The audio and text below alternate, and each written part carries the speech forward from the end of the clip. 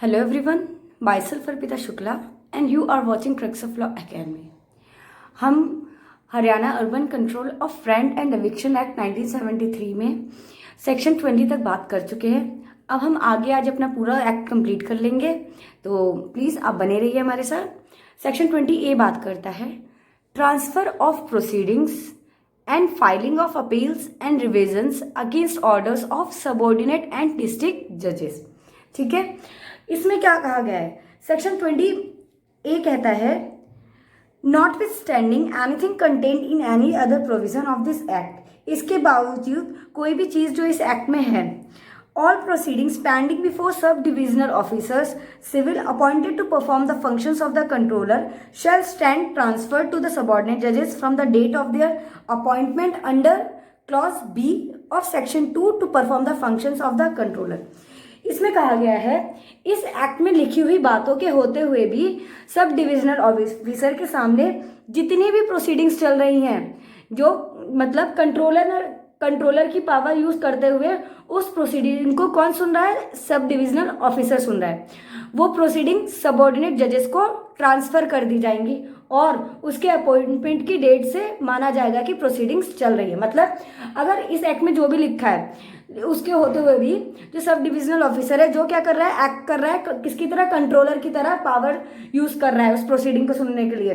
तो उसके सामने जितनी भी प्रोसीडिंग्स चल रही है वो प्रोसीडिंग्स किसको ट्रांसफर कर दी जाएंगी? सबऑर्डिनेट जजेस को ट्रांसफर कर दी जाएंगे। और जो उसके अपॉइंटमेंट की डेट, जो जिस दिन से वो अपॉइंटमेंट होगा उनका, उस दिन से माना जाएगा कि प्रोसीडिंग्स चल रही है। ठीक है, अब सब सेक्शन बी क्या, अब क्लॉज बी क्या कहता है? An appeal from the order of the sub divisional officer civil appointed to perform the functions of the controller shall lie to the district जज conferred with the powers of the appellate authority and a revision from the order of such appellate authority shall lie to the high court.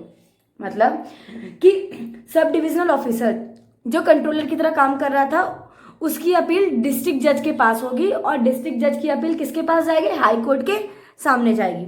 जो यहाँ पे SDO है, मतलब सब divisional officer है, उसके पास क्या हो रहा था? उसके पास जो कोई ऑर्डर आया था, ऑर्डर पास किया था, उसकी अपील किसके पास जाएगी? डिस्ट्रिक्ट जज के पास जाएगी। और जो डिस्ट्रिक्ट जज ने अगर कोई ऑर्डर पास किया है तो उसकी अपील किसके पास सामने जाएगी? हाई कोर्ट के सामने जाएगी। अब बात करते हैं सबसेक्शन सी की।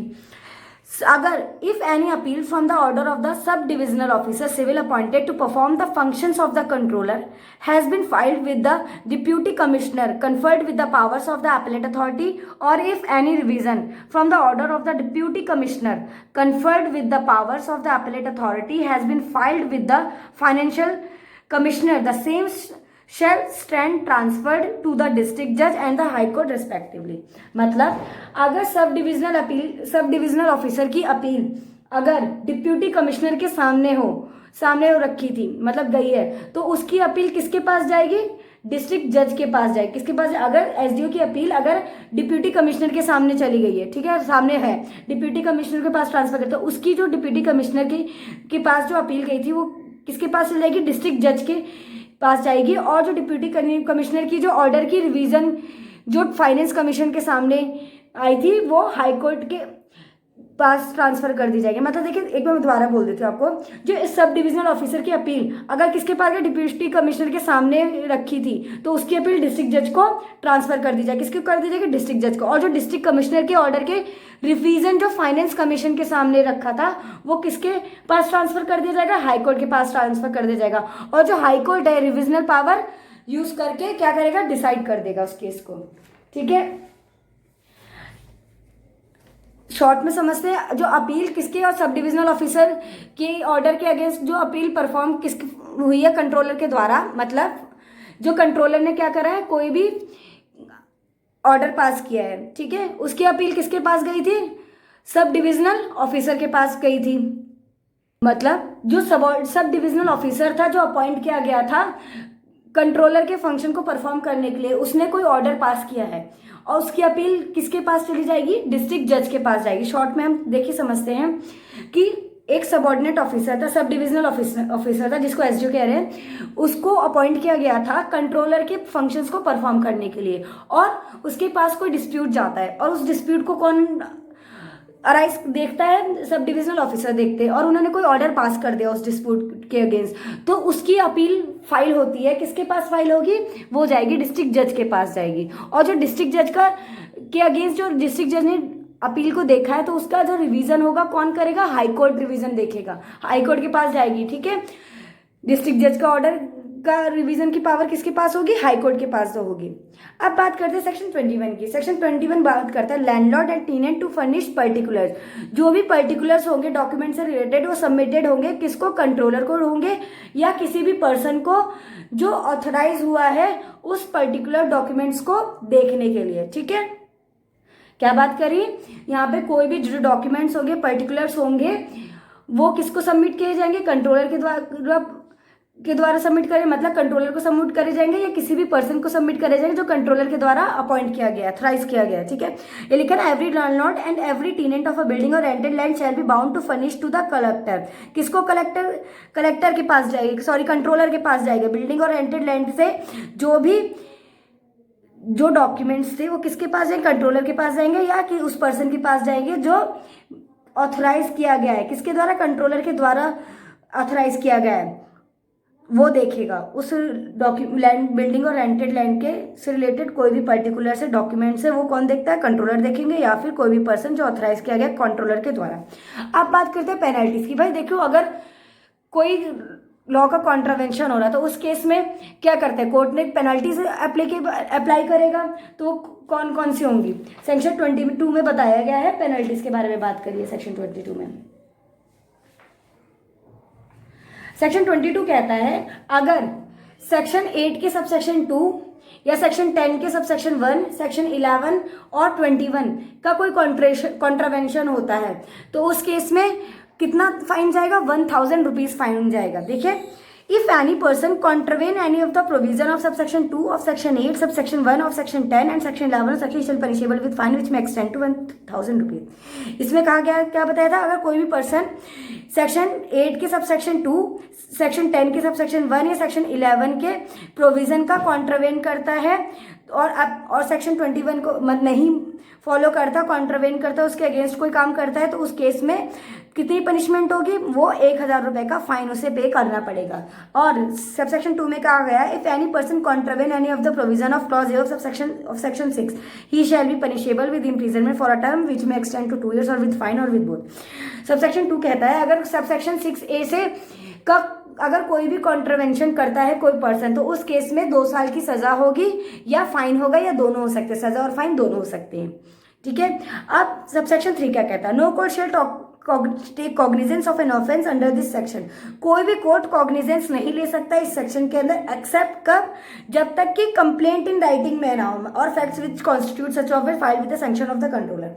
मतलब कि कोई भी कोर्ट यहाँ पे क्या नहीं लेगा, 2 चीजों कॉग्निजेंस नहीं ले सकता, लेकिन यहाँ पे उसके एक्सेप्शन दे रखे हैं। भाई किन केसेस, 2 केस दे रखे हैं जिसमें कॉग्निजेंस ले सकता है। कब, जब कोई भी कंट्रोलर के द्वारा सैंक्शन किया गया हो लिखित में, अगर कोई भी लिखित में कंप्लेंट की गई है, ठीक है, फाइल की गई है, तो किसके सैंक्शन से, कंट्रोलर के सैंक्शन से कॉग्निजेंस ले सकते हैं। और कोई भी कंप्लेंट फाइल की गई राइटिंग में किसके सैंक्शन से, कंट्रोलर के सैंक्शन में, या कोई भी रिपोर्ट किसके द्वारा इन writing made by the controller है, कोई भी कंट्रोलर के द्वारा लिखित में रिपोर्ट बनी गई है, उस केस में कॉग्निजेंस लिया जा सकता है। पेनाल्टीज कितनी होगी, अगर सेक्शन 8 सबसेक्शन 2, सेक्शन 10 सबसेक्शन 1, 11 और 21 का अगर कोई कॉन्ट्रावेंशन होता है तो उस केस में 1000 रुपए का फाइन है। अगर सेक्शन 6 का सबसेक्शन ए का कॉन्ट्रावेंशन होता है उसमें 2 साल का फाइन है और फाइन भी है, 2 साल की पनिशमेंट है, इम्प्रिजनमेंट है और फाइन और बोथ दोनों है। और कोई भी कोर्ट कॉग्निजेंस नहीं लेगा इस सेक्शन के अंदर, सिर्फ उस केस में ले सकता है अगर कंट्रोलर क्या कर दे, सैंक्शन दे दे कंप्लेंट को लिखित में फाइल करने के लिए। ठीक है, या फिर रिपोर्ट कंट्रोलर के द्वारा लिखित में किसको दी, कंट्रोलर के द्वारा बनाई गई हो लिखित में रिपोर्ट। ठीक है, अब सेक्शन 23 क्या कहता है, सेक्शन 23 कहता है पावर टू मेक रूल्स। किसके द्वारा रूल्स बनाए जाएंगे सेक्शन 23 में, किसी भी उस स्टेट गवर्नमेंट के द्वारा बनाए जाएंगे। Power to make the state government by notification make rule to carry out all or purpose of this act. इस एक्ट के पर्पस को इस एक्ट के लिए क्या करेगा, जो स्टेट गवर्नमेंट होगी वो बनाएगी सारे रूल्स को। सेक्शन 24 बात का रिपील्स एंड सेविंग स्कीम। इसमें कहा गया है कि रिपील के वक्त जो प्रोसीडिंग, इसमें जो east Punjab urban rent restriction act 1949 यहाँ पे क्या किया गया है, रिपील किया हुआ है, ठीक है। बट इसमें क्या कहा गया है कि रिपील के वक्त जो प्रोसीडिंग्स चल रही थी वो क्या होंगी, कंटिन्यू रहेंगी, उन प्रोसीडिंग्स में कोई भी इफेक्ट नहीं होगा उस पर, और वो दूसरी अथॉरिटी पर क्या हो जाएंगी, ट्रांसफर हो जाएंगी। अगर जब ये एक्ट क्या हुआ था, रिपील हुआ था, उस वक्त उस कोर्ट उस वक्त इस एक्ट को लेके क्या होती, उस एक्ट को लेके कोई प्रोसीडिंग्स चल रही थी, उस केस में जो भी प्रोसीडिंग्स चल रही थी उन पर कोई इफेक्ट नहीं होगा, वो कंटिन्यू चलती चली जाएंगी और वो क्या हो जाएंगी, दूसरी अथॉरिटी पर वो जो प्रोसीडिंग्स थी वो ट्रांसफर हो जाएंगी, ठीक है। हमने सेक्शन 20A में क्या जाना, transfer of proceeding and filing of appeals and revision against orders of subordinate and district जजेस।